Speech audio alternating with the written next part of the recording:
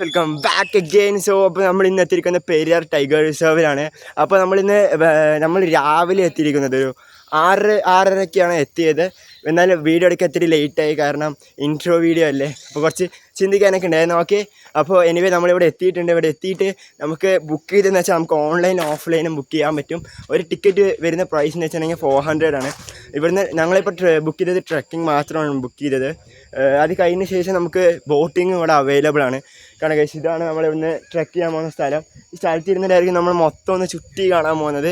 അപ്പോൾ നമുക്കിന്ന് ഒരാൾ ഗൈഡായിട്ടും വരുന്ന പറഞ്ഞിട്ടുണ്ട്. ആരാണ് ഗൈഡായിട്ട് വരാമെന്ന് പറയാൻ പറ്റില്ല. അപ്പോൾ നമുക്ക് അതൊക്കെ വെയിറ്റ് ചെയ്ത് കാണാം ഗൈസ്. ഞാനാണ് പുള്ളിക്കാരൻ്റെ പുതിയ ഫോട്ടോ ഷൂട്ടർ, ക്യാമറാമാൻ. ഞാനായിരിക്കും ഇനി ഇതിൽ വീഡിയോ കൊടുക്കുന്നുണ്ടായിരുന്നത്.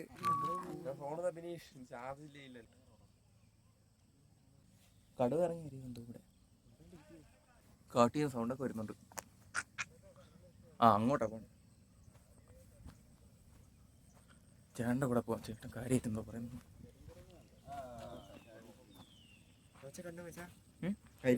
പിന്നെ കേരളത്തിലെ ആദ്യത്തെ ടൈഗർ റിസർവ് വൈൽഡ് ലൈഫ് സാങ്ച്വറിയാണ്. ഇതിൻ്റെ മൊത്തം ചുറ്റളവ് 925 സ്ക്വയർ കിലോമീറ്റർ. നമ്മളിപ്പോൾ ഓപ്പൺ പ്ലേസിൽ കൂടിയാണ് ചെയ്യുന്നത്. അതായത് ഈ ലേക്കിൻ്റെ ഇതൊക്കെ ആന വരുന്നത് ഈ സ്ഥലങ്ങൾ വെള്ളം കുടിക്കും. വെള്ളം കുടിക്കാനും ഇതുപോലുള്ള പുല്ല്.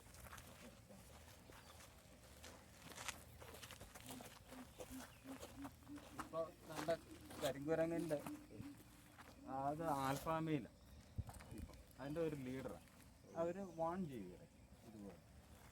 അവർ എന്തെങ്കിലും ഇതിൻ്റെ അകത്തോ എന്തെങ്കിലും ഒരു അപായ സൂചനകൾ കിട്ടിക്കഴിഞ്ഞാൽ വാൺ ചെയ്യും. പിന്നെ അവരുടെ ടെറിട്ടറി ഇത് അതിൻ്റെ ലീഡർ മാത്രമേ ഈ ശബ്ദം ഉണ്ടാക്കുള്ളൂ. Somebody beyond the borderline. ഈ കാക്കാട്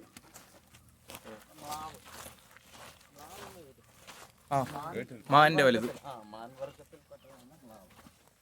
ഇത് ഇന്ത്യയിലെ ഏറ്റവും വലിയ മാൻവർഗം. ഒരു അഡൽട്ട് തന്നെ 300 കിലോയുടെ മുകളിൽ.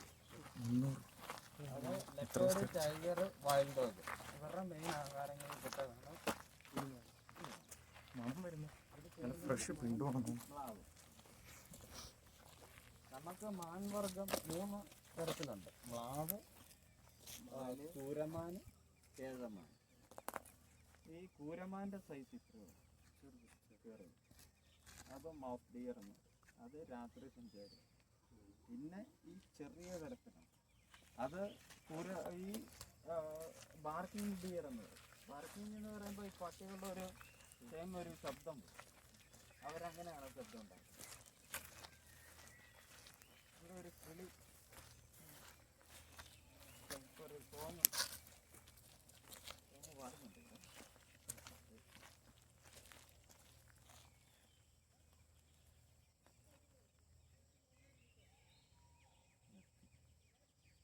ഇവിടെ നമുക്ക് 338 തരത്തിലുള്ള പക്ഷികളുണ്ട്. ഇതിൻ്റെ എല്ലാ സെൻസസും ഇതിൻ്റെ അകത്തും ചെയ്യുന്നു.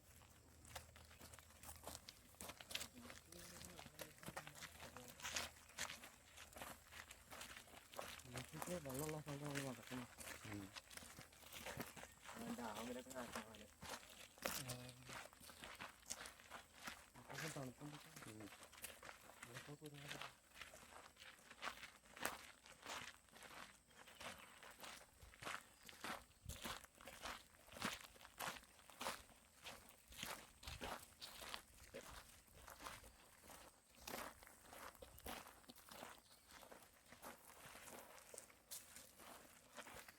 അതുകൊണ്ട് വേനലൊക്കെ ആകുമ്പോൾ അവർ ഈ വെള്ളത്തിൻ്റെ ഒരു ഏരിയയിലേക്ക് മാറും. അവിടെ ഒരു പക്ഷി, അതൊരു പീജിയന്. അത് ആദ്യമായിട്ട് കേട്ട് കഴിഞ്ഞാൽ അതെന്ത് ജീവിയാണ്. ചിലർക്ക് ഒരു ചെറിയ പേടിയൊക്കെ വരും. അതൊരു പക്ഷി. അതിൻ്റെ English Malabar imperial pigeon. Size ഇത്രയും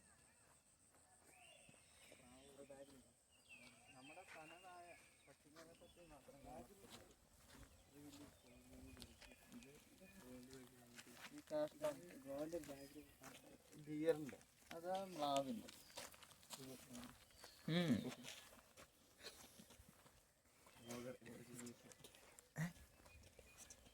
ടേസ്റ്റാ. ആ അതെ, ആട്ടിൻകാട്ടത്തിന് മുന്നേ ഒരു ദിവസം കൊണ്ടുവരെ ടേസ്റ്റ് കാണത്തില്ലല്ലോ ശരിയേട്ടാ.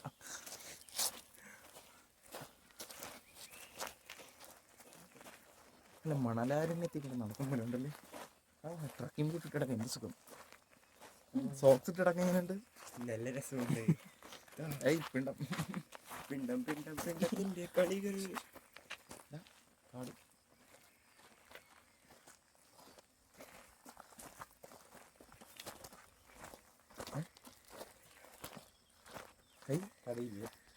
കാണില്ലേ? വേനെടുക്കൂല എന്നാ ഇല്ല. പിന്നെ 10-35 മിനിറ്റ് എങ്ങനെ വരും ഇത്? അവിടെ ഒരു മരം വീണ് കിടക്കുന്നു ഗൈസ്.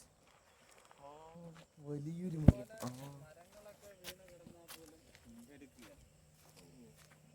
കാരണം ഇത് റിസർവ് ഫോറസ്റ്റിന്റെ അകത്ത് നമുക്ക് എടുക്കാനുള്ള ഒരു പെർമിഷൻ ഉണ്ട്. പിന്നെ അത് മാത്രമല്ല, ഇതിങ്ങനെ താഴെ വീഴുമ്പോൾ ഇൻസെക്ട്സ് ചെയ്തല് ആഹാരമാക്കാം.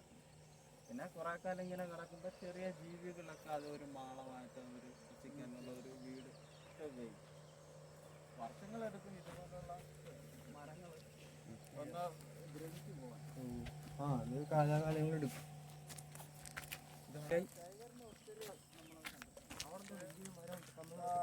ലാസ്റ്റ് കണ്ടത് 1 വർഷത്തോളമായി.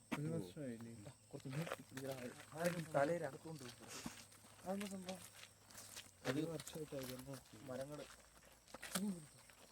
ലോങ് ആയിട്ട് പറക്കുന്ന ഒരു ചേനാണ് ഈ പറന്നു പോകുന്നത്. ഈ പറക്കുന്നത് ഇത് റിവർ ടേൺ എന്നാണ് പറയുന്നത്.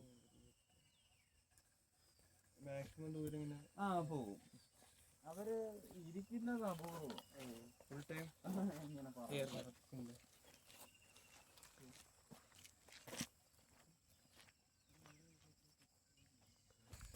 വെള്ള കൊക്കിന്റെ ഒരു തൊട്ടടുത്തിരിക്കുന്ന വേറെ ഒരു ബ്ലാക്കിലിരിക്കുന്നില്ലേ, അത് അല്ല, അത് നീർക്കാക്കല്ല, അത് ചേരക്കോഴി എന്ന. ഈ ചേരപ്പാമ്പ് കണ്ടു, ആ പാമ്പിന്റെ അത് ആ ഷേപ്പിലുള്ള നീളത്തിലുള്ള നെക്കുണ്ട്, കഴുത്താണ്. അവര് വെള്ളത്തില് മെയിനായിട്ട് ഇൻസെക്ട് മീനൊക്കെയാണ് അവര് പിടിക്കുന്നത്. ഇവര് മുങ്ങാൻ കുഴിയിട്ട് പോയിട്ട് പൊങ്ങി വരുമ്പോ നമ്മൾ അത് നോക്കുകയാണെങ്കിൽ ഒരു പാമ്പ് ഇങ്ങനെ ഒരു ഫീൽ ചെയ്യും. ഇതിന് ഡാർട്ടർ എന്നാണ് ഇംഗ്ലീഷിൽ പറയുന്നത്, ഓറിയന്റൽ ഡാർട്ടർ. പിന്നെ ചിലര് പറയുന്നത് ഈ സ്നേക്ക് ബേർഡ് എന്നും പറയും. എടാ നമ്മൾ കാട്ടിന്റെ ഉള്ളിലോട്ട് പോകും. തിരിച്ചു വരുമ്പോ ആ ശബ്ദം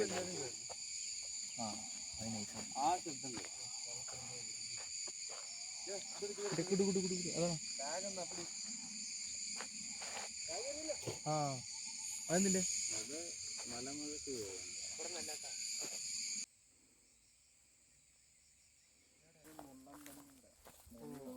മുള്ളൻപന്നിയുടെ മുള്ളു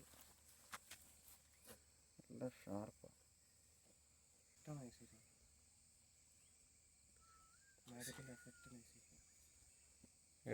ഈ ആംഗിൾ തിരിച്ചു വരാണ്. ഇതേതിന്റെയാണ്?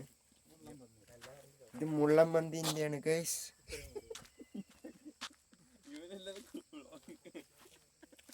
ഇവിടെ മൊത്തം കാട് പിടിച്ച സ്ഥലമാണ്.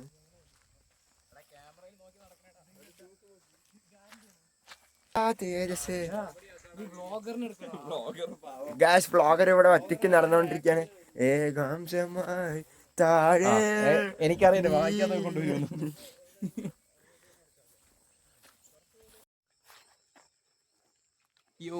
ഗാസ് നമ്മളങ്ങനെ നടന്ന് ആനപ്പിണ്ടത്തിൽ കൂടെ നടന്നുകൊണ്ടിരിക്കുകയാണ് ഗൈസ്. ആനപ്പിണ്ടത്തിന്റെ പുറത്ത് കൂടെ നമ്മൾ ഫുട്ബോൾ തട്ടി നടക്കുകയാണ്. ഇവിടെ ആനപ്പിണ്ടം കൊണ്ട് നടക്കാൻ വയ്യ, തട്ടി തട്ടി നടക്കുകയാണ് നമ്മള്. കണ്ടില്ലേ ഗൈസ്, ഫുള്ള് കാലാണ്. ഇവർക്കൊന്ന് വെട്ടി വൃത്തിയാക്കി കൂടെ, ഒരു വൃത്തിയും വെടുപ്പില്ലാത്ത സാധനങ്ങൾ. ഇവിടെ തുമ്പിയും കുറെ സാധനങ്ങളൊക്കെ ഉണ്ട് ഗൈസ്. നമ്മളതിന് കല്ലെടുത്ത് കൊണ്ടിരിക്കാൻ പോണ്.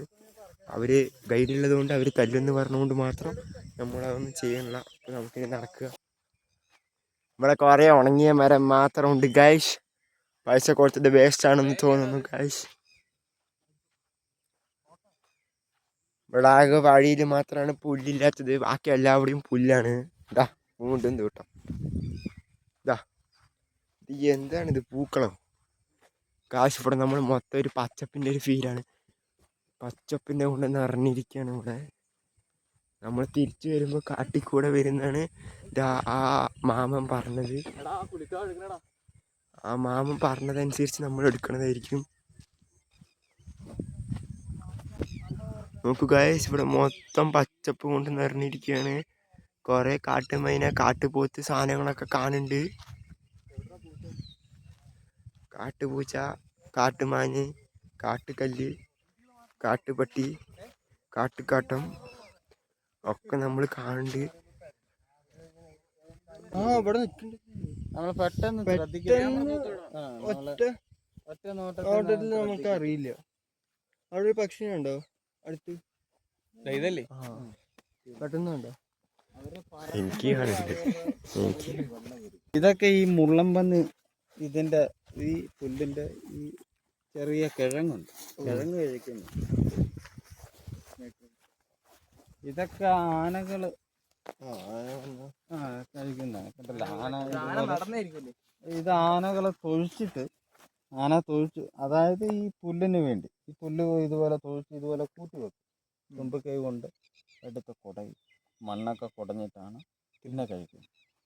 പുല്ലും പുല്ലാണ്, വെജിറ്റേറിയനാണ് ഈ എലഫന്റ്. ഇവിടെ പുല്ലാണ് മെയിനായിട്ട് ഇവിടെ ആഹാരമാക്കുന്നത്. നമ്മൾ നാട്ടിൻപുറങ്ങളിലാണല്ലോ ഈ ഓലൊക്കെ നമ്മൾ കാണുന്നത്. ഇവിടെ ഒരു ആനയുടെ കാൽപ്പാടായി കണ്ടോ?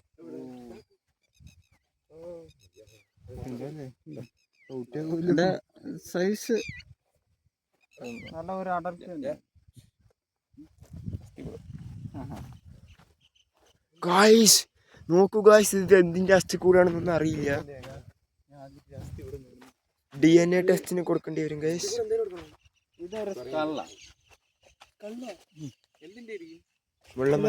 മ്ലാവിന്റെ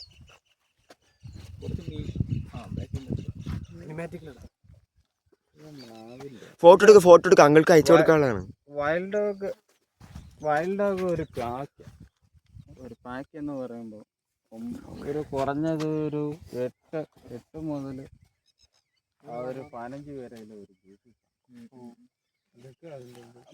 ഇത് എല്ലാം ഗൈസ് കണ്ട് ചെയ്തതാണ് ഈ ഡിയർ. ഇവിടെ കൊണ്ട് ഇട്ട അവര് അന്നേരം ഇവിടെ കുറച്ച് വെള്ളമുണ്ടായിരുന്നു ഈ ഭാഗത്ത്. ഇവരെ ഓടിച്ചു കൊണ്ടുവന്ന വെള്ളത്തിന്റെ അടുത്താണ് ഇവരുടെ കില്ലിങ് നടത്തുന്നത്.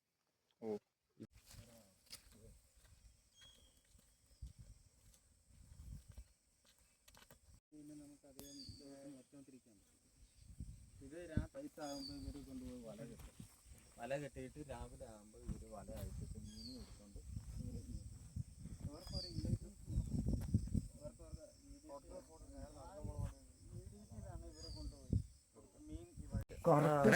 പഴം കിട്ടിയോ?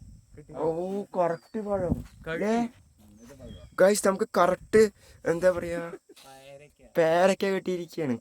പേരക്ക കാട്ടിൽ നിന്ന് കിട്ടണതൊക്കെ കാട്ടിലത്തെ സാധനങ്ങളാണ്. കഴിവണ്ട ഓർഗാനിക്കാടാ.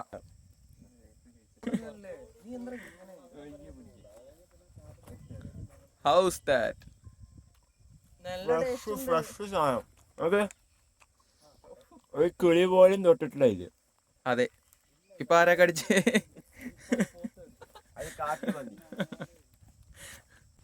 ഇതില് ഒരു തരം ഒരു ബോള് സൈസില് ഈ ചെതലുണ്ട്. ആ ചെതലിനെ ഇവർക്ക് അറിയാം. ഇതിലെ കൂടെ മണത്ത് കണ്ടുപിടിക്കും, എന്നിട്ട് മാന്തി എടുക്കുന്ന ഇതാണ്. കരടിയാണ് നമ്മുടെ കാടുകളിലെ ഏറ്റവും അപകടകാരിയായ മൃഗം. ഒരു പ്രകോപനവും കൂടാതെ മനുഷ്യനെ ആക്രമിക്കാൻ പറ്റും. മറ്റുള്ള എന്ത് മൃഗമാണെങ്കിൽ സെൽഫ് ഡിഫെൻസിന് വേണ്ടി ചിലപ്പോൾ അവർ ഒഴിഞ്ഞു മാറിത്തരും, അല്ലെങ്കിൽ ഓടിപ്പോവും, അല്ലെങ്കിൽ ചിലപ്പോൾ നമ്മളതൊന്ന് വിരട്ടി വെച്ച് നമ്മൾ ഓടിക്കും. പക്ഷെ ഒരു പ്രകോപനം കൂടാതെ നമ്മളെ കണ്ടു കഴിഞ്ഞാൽ, മനുഷ്യനെ കണ്ടു കഴിഞ്ഞാൽ അടുത്തേക്ക് ചില സമയങ്ങൾ വരും. അതെന്തിന്റെ കാൽപ്പാടാണാവോ? ഡൈനോസർ കാട്ടുപോത്തിന്റെ പ്രശ്നം കാട്ടുപോത്തിന്റെ ഫ്രഷ് പുലർച്ചെ ഇട്ടതാണെന്നാണ് അങ്കിൾ പറയുന്നത്. അല്ല, ഫ്രഷ് പറഞ്ഞ പുലർച്ചെയാണെന്ന് നമ്മൾ മീൻ ചെയ്യണം, ഇല്ല അങ്കിൾ? വർഷങ്ങൾ എടുത്തിട്ടുള്ള ഒരു അധ്വാനമാണ് നമ്മൾ കാണുന്നത്. വർഷങ്ങളല്ല, കൊല്ലങ്ങൾ എടുത്തിട്ടുണ്ടാവും അധ്വാനത്തിന്. ഉറുമ്പുകളുടെ കൂടെ. ഓ ഗായ്സ് നോക്കൂ ഇവിടെ.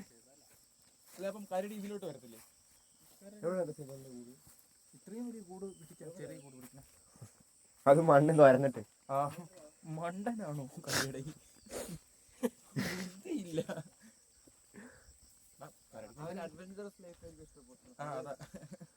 അവനിത്തിരി പണിയെടുത്ത് അധ്വാനിക്കും.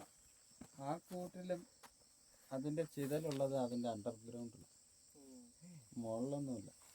അപ്പൊ മുകളിൽ അവർക്ക് പാർക്ക് പോലെയാണ്. ലോട്ടറി ആയിരിക്കും. അതെ. Actually, we are going to enter the real life, wild life, super life, dense life.